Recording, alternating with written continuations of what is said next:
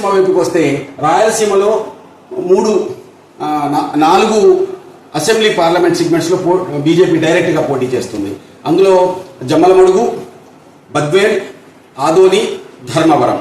Badvel seat safe అని అంటే BJP గెలిచేటువంటి అవకాశాలు దాదాపు 0% అని చెప్పి మా సర్వేలో తేలింది కాబట్టి దాని జోలికి వెళ్ళడం లేదు. మిగిలిన 3 ఆదోని అసెంబ్లీ ప్రమాదంలో ఉంది, ధర్మవరం అసెంబ్లీ ప్రమాదపు అంచుల్లో ఉంది, అట్లాగే జమ్మలమడుగు అసెంబ్లీ నిర్ణయం ప్రమాదానికి దగ్గరగా ఉంది.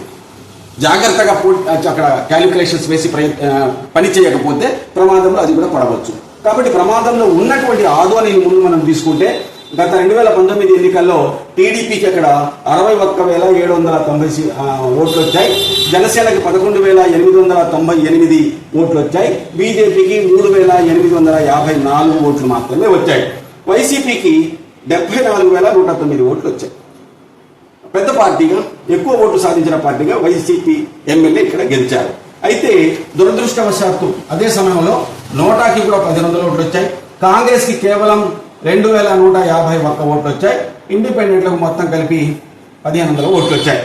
ఇక్కడ ఇప్పుడు ఈ 3 పార్టీలు కలిసి పోటీ చేస్తున్న కారణంగా యాజ్ ఇట్ ఈస్ షేర్ కనుక జరిగితే 77,542 ఓట్లు బీజేపీ కూటమి బీజేపీ అభ్యర్థి సాధించేదానికి అవకాశం ఉంది. వైసీపీ 74,000 ఓట్లతో ఆగిపోతుంది. మరి ఇటువంటి దగ్గర ఏం చేయాలి? అక్కడ ఎమ్మెల్యేగా గెలవడానికి 60 నుంచి 70,000 ఓట్లు సాధించవలసి ఉంటుంది. మరి ఇక్కడ స్ట్రాటజీ ఏమిటి? కాంగ్రెస్కి ఎటువంటి పరిస్థితుల్లో కూడా ఓటు చేయకూడదు, ఇండియా కూటమికి ఎటువంటి పరిస్థితుల్లో కూడా ఓటు చేయకూడదు, వీలైతే ఈ 2,151 ఓట్లని కూడా వైసీపీకి మరల్చాలి, నోటా నుంచి వచ్చినట్లు 1,500 కూడా వైసీపీకి మరల్చాలి, ఇండిపెండెంట్ల 1,500 ఓట్లను కూడా వైసీపీకి మరల్చాలి.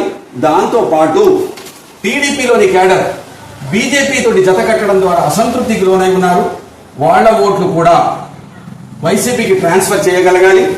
జనసేనలో ఉండేటువంటి చాలా మంది కూడా టీడీపీతోనూ బీజేపీతోనూ జత కట్టడం ఇష్టం లేని క్యాడర్ ఉన్నారు, వాళ్ళ ఓట్లని కూడా వైసీపీకి ట్రాన్స్ఫర్ చేయించగలగాలి. వీలైనంత వరకు నోటాకి కానీ ఇతర ఇండిపెండెంట్లు కానీ ఓటు పోనీయకుండా జాగ్రత్తగా ప్రయత్నం చేస్తే తప్ప ఆదోనిలో బీజేపీని ఓడించడం కష్టమవుతుంది. ఈ విషయాన్ని అర్థం చేసుకుని అక్కడ బీజేపీ వ్యతిరేక శక్తులు పార్టీలు ఎవరైతే ఉన్నారో వాళ్ళందరూ చాలా జాగ్రత్తగా ఈ ఓట్ షేరింగ్ని అర్థం చేసుకుని తదనుగుణంగా ఎన్నికలలో గనక ఓట్లు పొందగలిగితే చీల్చగలిగితే అప్పుడు సమీప ప్రత్యర్థి అయినటువంటి వైసీపీ గెలిచి బీజేపీ ఓడిపోయే అవకాశం ఉంది.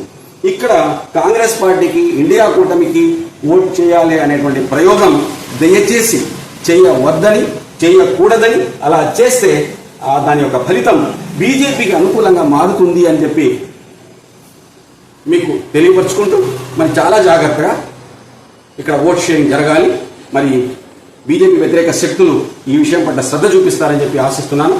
Thank you very much.